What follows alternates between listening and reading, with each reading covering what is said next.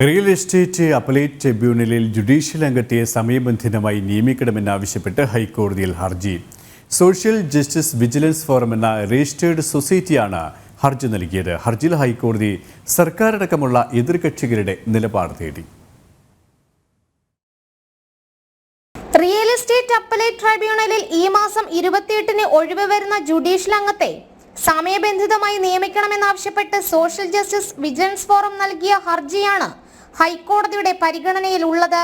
ഹർജിയിൽ ഹൈക്കോടതി division bench സർക്കാർ ഉൾപ്പെടെയുള്ള എതിർകക്ഷികളോട് നിലപാട് തേടി.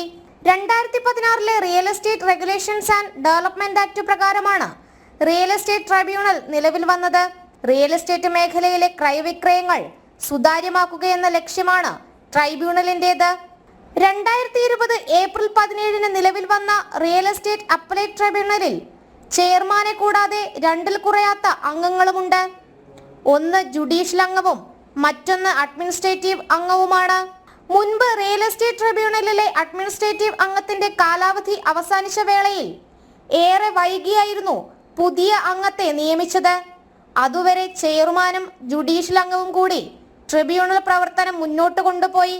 ഇതേ സാഹചര്യം ജുഡീഷ്യൽ അംഗത്തിന്റെ കാലാവധി അവസാനിക്കുന്ന മെയ് 28 മുതൽ ഉണ്ടാകുമെന്നാണ് ഹർജിക്കാരുടെ വാദം. ജുഡീഷ്യൽ അംഗത്തിന്റെ ഒഴിവ് നികത്താതിരുന്നാൽ റിയൽ എസ്റ്റേറ്റ് അപ്പലേറ്റ് ട്രിബ്യൂണലിന്റെ നിയമപരമായ പ്രവർത്തനങ്ങൾ താളം തെറ്റുമെന്നും ഹർജിക്കാർ ഹൈക്കോടതിയെ അറിയിച്ചു. ജനം, കൊച്ചി.